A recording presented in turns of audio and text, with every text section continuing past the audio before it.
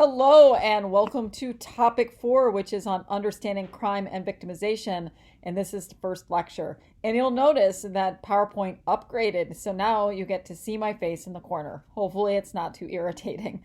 All right, let's go ahead and get started. I think a lot of you will remember Jake Patterson.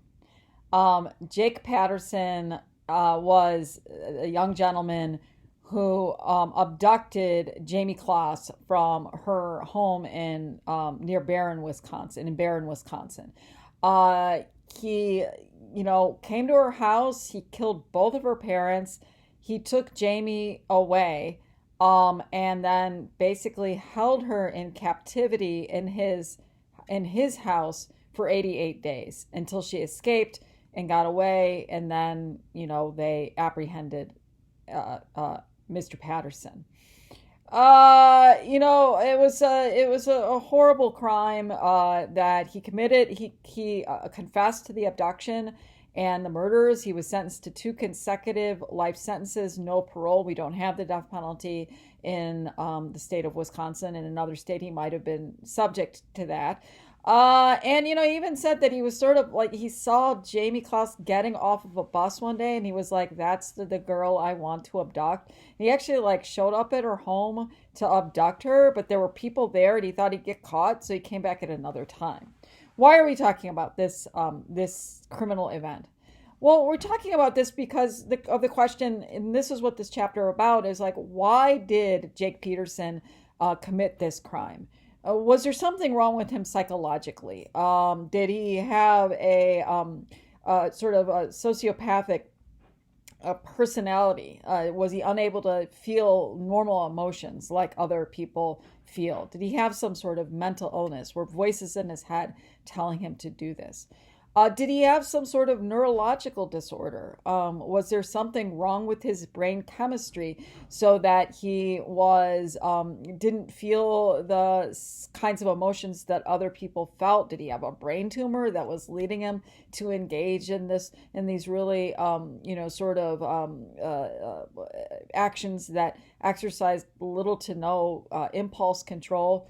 Was it a rational action? I mean, he saw her, he liked her, he came to her house, didn't want to get caught, came back. So was he did a cost benefit analysis, and he thought the benefit of being with Jamie Kloss was outweighed the costs. Bad parenting? Was this a learned behavior? Did he have some social disconnections? Did he feel completely disconnected from his family, community, lived alone, etc.? Well, we may never know why Jake Patterson committed the crime, but we're talking about it because it's a good sort of getting you to think about what this chapter is about. And this chapter is about theories of crime commission. The textbook offers several theories regarding causes of crime or why people engage in crime. And it's a lot of material. It's fairly easy to read. So we're just going to focus on 3 of the 6 theories that they talk about in your chapter. You're still obviously responsible for the theories that we don't talk about in lecture. But we're going to focus on in this lecture, we're going to talk about rational choice and trait theory. You're going to be participating in a really interesting discussion this week that deals with trait theory. And then in the second lecture, we're going to take a look at sociological theory. This is a graph of the different theories that they talk about in your textbook. Choice, biochemical, I'm not going to read them all, and then some of the major premises of that. This is from an older edition of the textbook. The newer edition doesn't, in their instructor resources, they don't provide cool PowerPoint slide, the art that you can use to embed in your PowerPoint slides. They didn't include that. I'm not sure why. And they have a different chart in your textbook, but it's very similar to this. So I want to encourage you, particularly as you're taking your quiz, you might as well, read through that chart and have that handy with you when you're taking the quiz, particularly when you get questions about some of the theories that we're not going to talk about in lecture. The first theory that we're going to talk about is choice theory. And choice theory corresponds really well. It goes hand in hand with the criminal justice perspective we learned about earlier this semester, called the crime control theory of criminal justice. And from a choice theory perspective, when asked the question, why do people commit crimes? They answer that people commit crimes because they choose to do it. That's what they want to do. And choice theory is one of the prominent views of criminality in the United States, just like crime control is a very dominant perspective. And a lot of people think that people commit crimes because they're rational actors and they have free will and they chose to commit the crime. That from this perspective, that criminals are seen like most other people. That like most people, criminals are rational actors. And what does it mean to be a rational actor? Well, what it means to be a rational actor is that you engage in a cost-benefit analysis. And so that if the perceived costs are more than the perceived benefits, then you don't engage in the activity. If the perceived benefits are greater than the perceived costs, then you would engage in that activity, whether it's a criminal activity or any other kind of activity. So, I might engage like a rational actor tonight when I'm thinking about what am I going to eat for dinner, right? I could say, well, one choice is we could order from one of our favorite restaurants, Sanford's, right? They do carry out upside a pandemic. But we would ask ourselves, well, what are the benefits of that? Well, the benefits of the food are going to be really, really good. It's going to be totally yummy. I won't have to cook. My husband won't have to cook. That's a real benefit. A downside of it is going to be really costly. And not only that, they don't deliver, right? And so, hey, I'm doing a rational benefit. We're going to decide not to. Seems like the costs outweigh the benefits. Maybe. Still think about it. And so they basically say criminals do the same thing, right? That they engage in that rational calculus, and if the benefits exceed the costs, then they'll engage in that criminal action. Okay, if we were in class together, I would put the slide up on the screen, and I would pick on some wayward student, and I would say, okay, you have these two scenarios, okay? If a crime is a rational action, which of these scenarios are you most likely to commit the crime? Okay. And so scenario one is that you're thinking about burglarizing a home. And scenario one is it's in the afternoon. Okay. And so, you might keep in mind afternoon, 1 p.m. What are people doing at that time? It's a large, well-constructed house. There's no bushes in the front yard. There's a barking dog in the front window and the lights are on. Okay, so you're like, should I burglarize that house in this affluent, expensive neighborhood? On the other scenario is it's a house that's in a less affluent neighborhood. It's in the evening, 10 p.m. There are no lights on. There's no barking dog that you could hear. There are bushes in front of the house and a fence. And also, it's in an urban area, so there's a quick access to the alley. You enter in the front and you can escape into the alley in the back. Now, we're going to have a special guest star here. Here's my husband, Mike. Hi, Mike. How are you tonight? Good. All right. So he's going to be my student since we don't have a student. And now that we have this new fancy gizmo on the PowerPoint, I thought, well, I'll bring Mike in and he's going to tell us which scenario he's going to rob. So, Mike, you're a burglar. Are you going to go for scenario 1 or scenario 2? I would go for scenario 1, probably. And why would you go for scenario 1, Mike Hankinson? Well, I think that's where the money is, probably. I'm worried about the dog a little bit, but right.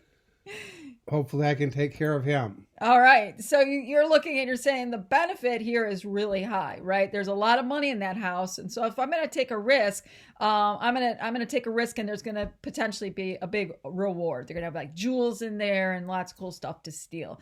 And the cost is a little high. You could say there's a barking dog in the front window, so you might get mauled, but maybe you could have treats in your pocket, which you always have because of our or a gun, right? You could have a gun. Okay, good. And what about that it's 1 p.m. in the afternoon? Do you think people are home at this house? Well, right. It's been a weird year, so it's hard to say. Good point.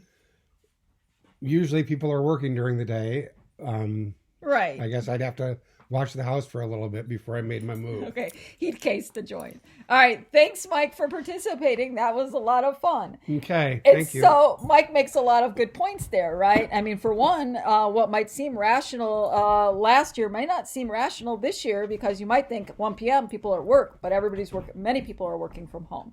There's no right answer to this. Scenario 1, scenario 2, but with the help of my husband, he let us sort of see the potential rational calculus that somebody might engage in.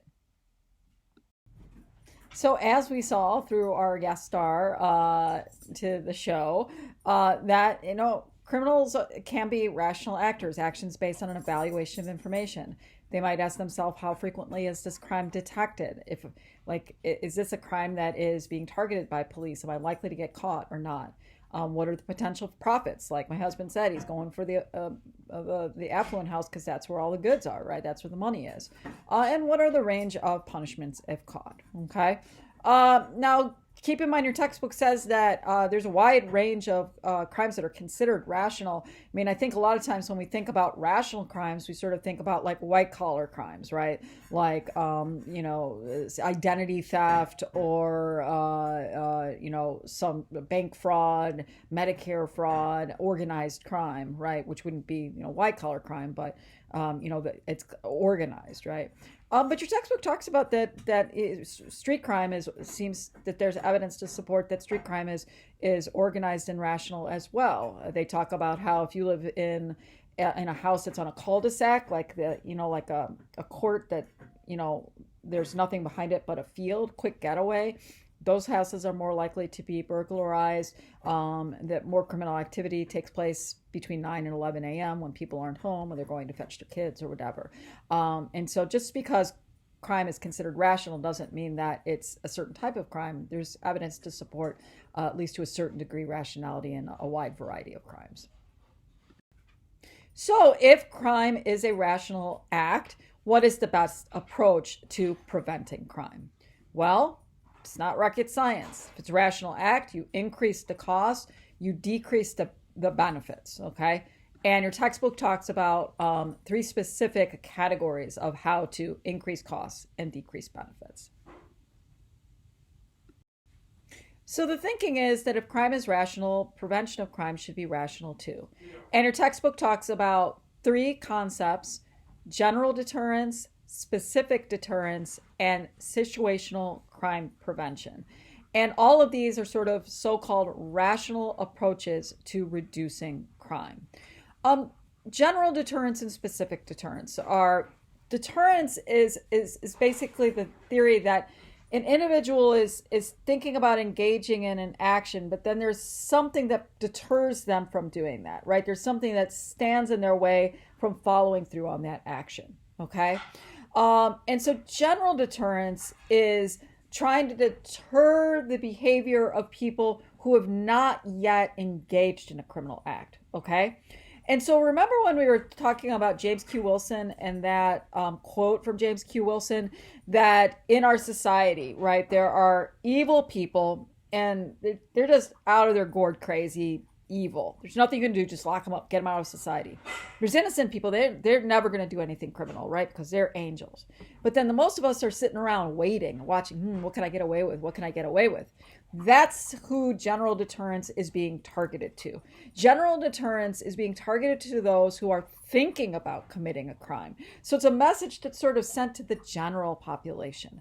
And the message that's being sent to the general population is, if you engage in crime, bad things are going to happen to you. The punishment is going to be hard. You are going to get caught, okay? And so you better think twice. The cost is high because the cost is you really fear punishment. You don't want to be punished harshly. And if you get caught, you are going to be punished harshly. And also you're like, man, I'm thinking about burglarizing in that house, but gosh darn it, I've heard that there's a lot of cops in this neighborhood, that they're going to find me. I'm going to get caught, right? So general deterrence is trying to deter people who are thinking about doing a crime. And through fear of punishment and fear of apprehension, they're not going to engage in that crime. Specific deterrence is a message that's sent to people who've already committed crimes. And that we are trying to treat them as rational actors and say, look, buddy, you got caught, you're getting punished harshly. And so now, when you get out, hopefully, this experience of your harsh punishment and the fact that you did get apprehended, so you're going to fear future apprehension if you re-offend, then it's rational. Like you are having a bad punishment right now, and you got caught, and you're likely to get caught again. And so it's sending that message to the criminal to not re-offend. So they're both deterrence strategies, but general deterrence is targeted to the person thinking about engaging in a crime, and specific deterrence is focusing on the specific individual who already committed the crime and is being punished, and they're trying to say, don't do it again, okay, because your punishment is so severe. Situational crime prevention is another rational method to prevent crime. And it's just saying, look, try to make it really hard, increase the efforts associated with committing crime, and also reduce the rewards, okay? And these are things that you've probably done, around if you own a car, right? I live in River West. Cars are getting nabbed all the time. Cars are getting stolen.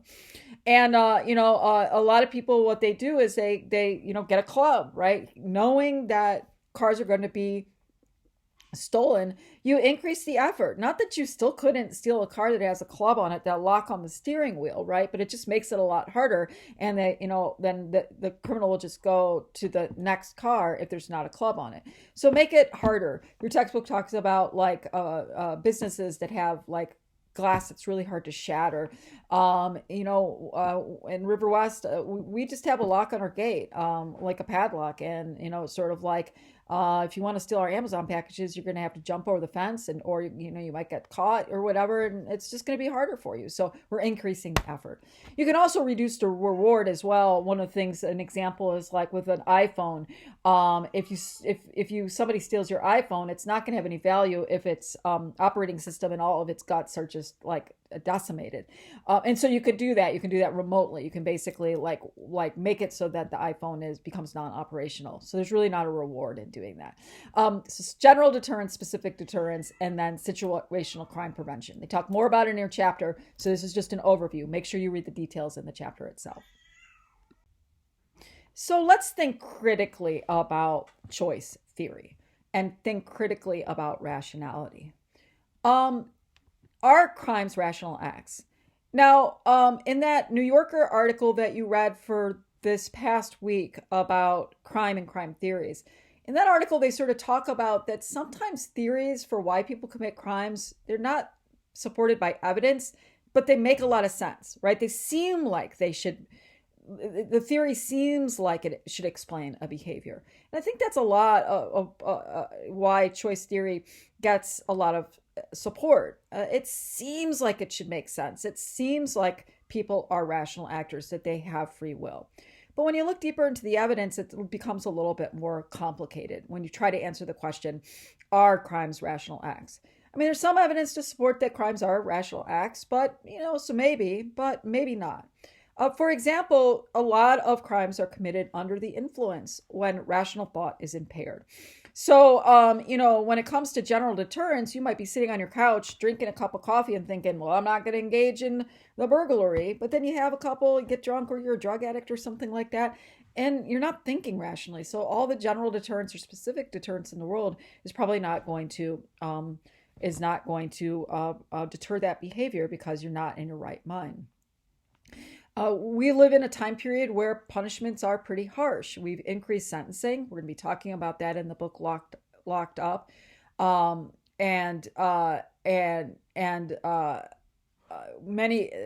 we live in a time of truth in sentencing, mandatory minimums, 3 strikes and you're outlaws.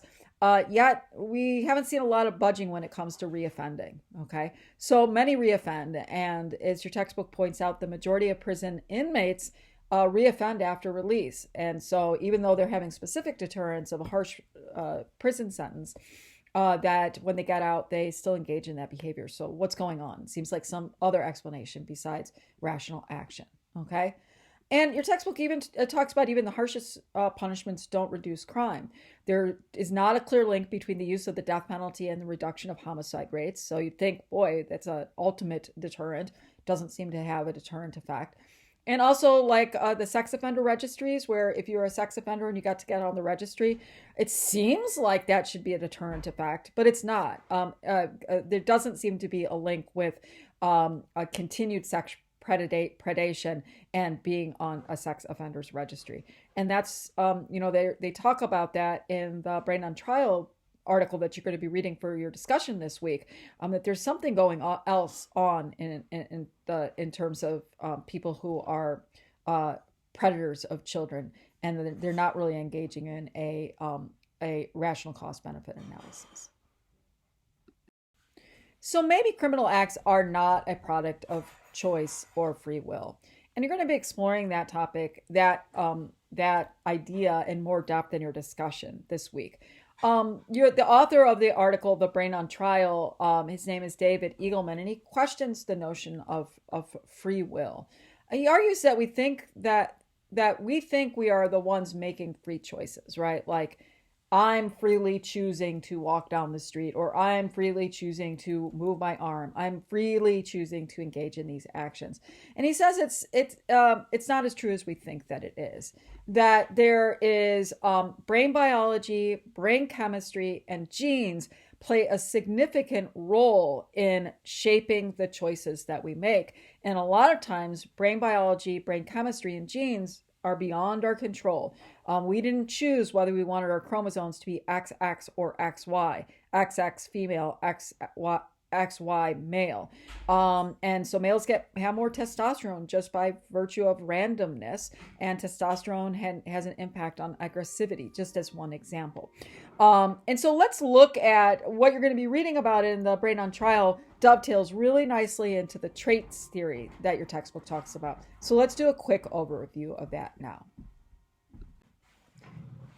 All right, so trait theory is the theory, when asked the question, why do people engage in criminal actions? The answer that trait theorists give is because criminals are physically different, okay? And so biocriminologists attempt to link physical traits or physical conditions with antisocial and criminal behavior. There's a lot more detail in the textbook, but let's just go over the three categories that or the three broad areas that trait theories fall into. The first one, I'll just go ahead and put these all up here, and then we can talk about them individually.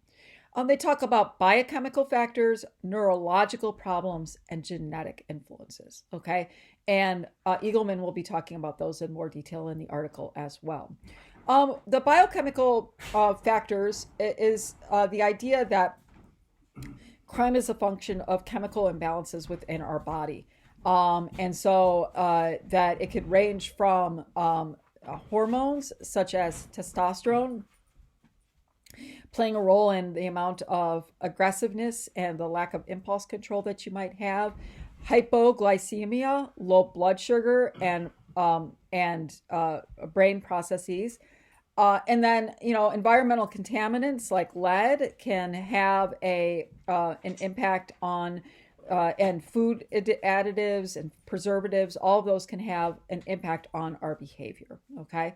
And so you'll read in more detail in the textbook about those things. They also talk about neurological problems and the examination of brain impairment. And so from this perspective, they say that criminals often suffer from a brain impairment. And they show in the textbook, and they talk about this in the Brain on Trial too, that when they do scans of people's brains, like MRI scans of people's brains, and you could see the different parts of the brains and how it's responding to stimuli, there can be real differences in the healthy brain and the brain of an individual who has neurotransmitter problems, whether they have a low level of serotonin in their brain or dopamine, that you really see that the neurotransmitters sort of fire in an inappropriate way that leads to behaviors that are controlled by the neurotransmission. And so, that since the brain controls impulse, has control over your impulse, over your decision making. I mean, oftentimes the reason that younger people are more likely to commit crime than older people is, at least from this perspective, is that their brains are not fully developed, and so they aren't like doing future thinking. They don't fully understand the consequences of their actions. Those kind of revolve around this understanding of neurochemistry and neurological problems, or immaturity in terms of neurological development. And then finally, they talk about genetic influences, the twin studies, the delinquent traits that can be inherited, that the criminality of parents sometimes predict the delinquency in children. And so there's been some investigation of that as well. Okay. So make sure you read this in the chapter and then read that article, and it will give you a nice, vibrant foundation for which to engage in our discussion. Okay, that's it for this lecture. And the next lecture, we are going to take a look at the sociological theories. And there are two major strands of two sub-theories within the broad sociological theory. One is called social structure theory, and the other is social processes theory. So we'll take a look at that in the next lecture. Thanks for paying attention. Talk to you soon.